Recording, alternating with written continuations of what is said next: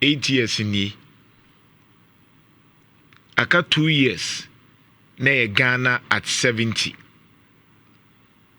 2 years inti by 2027 na Ghana di 70 years. Ghana di 68. Mekao Ghana di 68. Ghana di 68. Kwame Nkrumah voice na me boy no. Na oka nneoma mienu.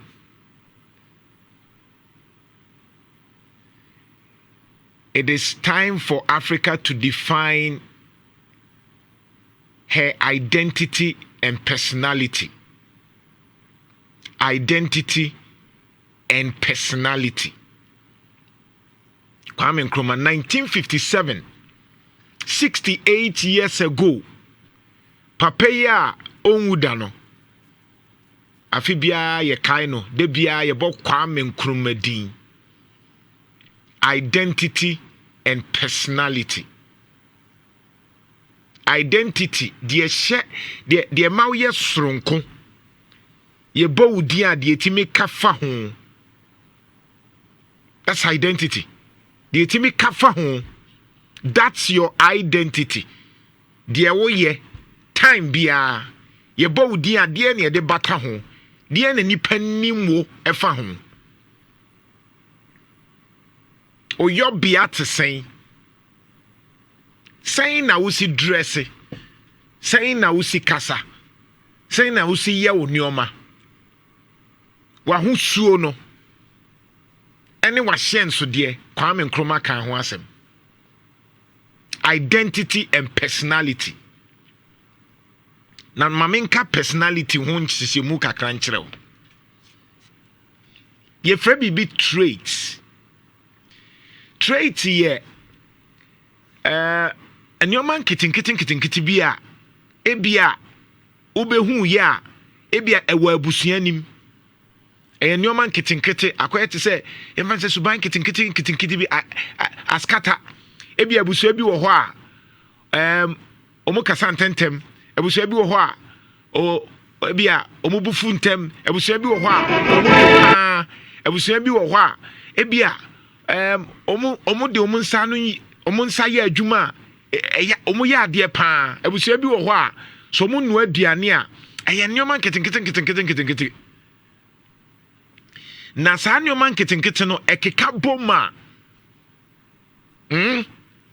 na ababa ye bibia friend behavior sa suban nkitinkiti no aho ebia abusua no maame ne side no ebia no omo wo suban bi papa no so side no omo osuban bi enti bo nse akwada no ofa we kakra no afa we kakra no afa we ade we de ase osene nana we de ase oso maame ade o ye de ase ne papa opeke kakran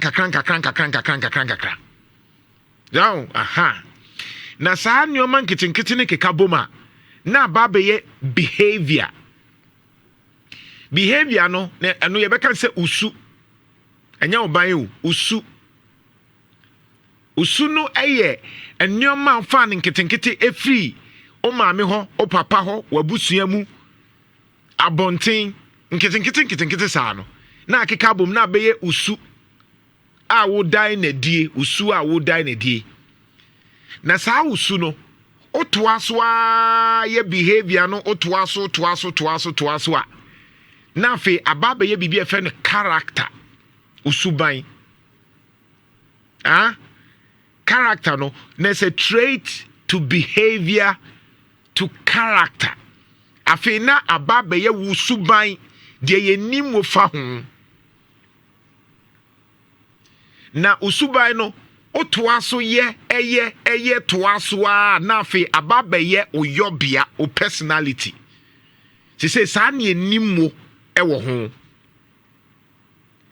enti from traits over a period of time it becomes your behavior etoaso a na uguso a it becomes your character usuban usuban no oya na afi eduru baabi oye usuban the same time bia afi baako afi mienu afi na baba ye oyobia o personality eninti de uhu fa me ho no eye ennyoma maye ne saa na aba beduru ha ene na bema ogina so aka se na na janto a usuban nie because ade amaye over the period of time.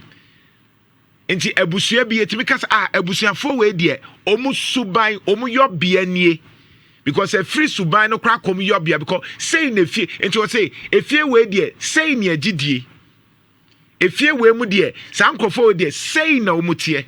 That is their personality. Omu yobia enti Kwame Nkrumah ka identity and personality no na oka eden na Emma Ghana ni ye ka obi ye Ghana ni de ne ma ne da sonko e wo Ghana fomu as against other countries. And na personality ne eye ye anka se ya husuo ye yobia ekwan a oman foforo efa so ehu ye.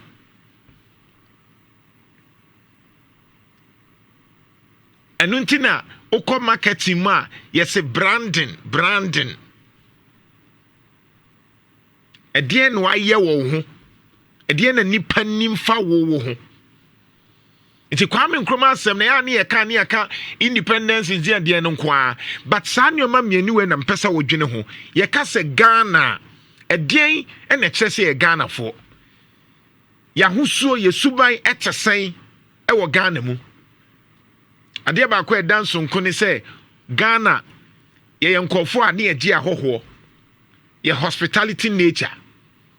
Sana Ghana ni bia Ghana ni te say dem kra na sa onya humo brama obi no sa no tie Ghana ni hu ohoho a ogi ohoho sa no bia nim eninti na akwaba eya senso de enti obi afri ba bi ba sa akwaba no onfa ni agro eno ne yen asenso de. But the other personality no bi ne say okase Ghana na yen ahuso we ye individual traits no yen suban pa ne say ye nkofo a ye dwinipa ho saa nyoma no ewe mu nemom ye personality as Ghana as after 68 years no obi hu Ghana ohu Ghana ye kase ya ye mmobododo ohu Ghana obetimi akase oka Ghana ye wonyoma ni nyina bi enso ehia yen dientia efri say ya to aba ama mpanyifo aba akọ aba sa mpanyifo no sabi enye sei na wosanka ya diduru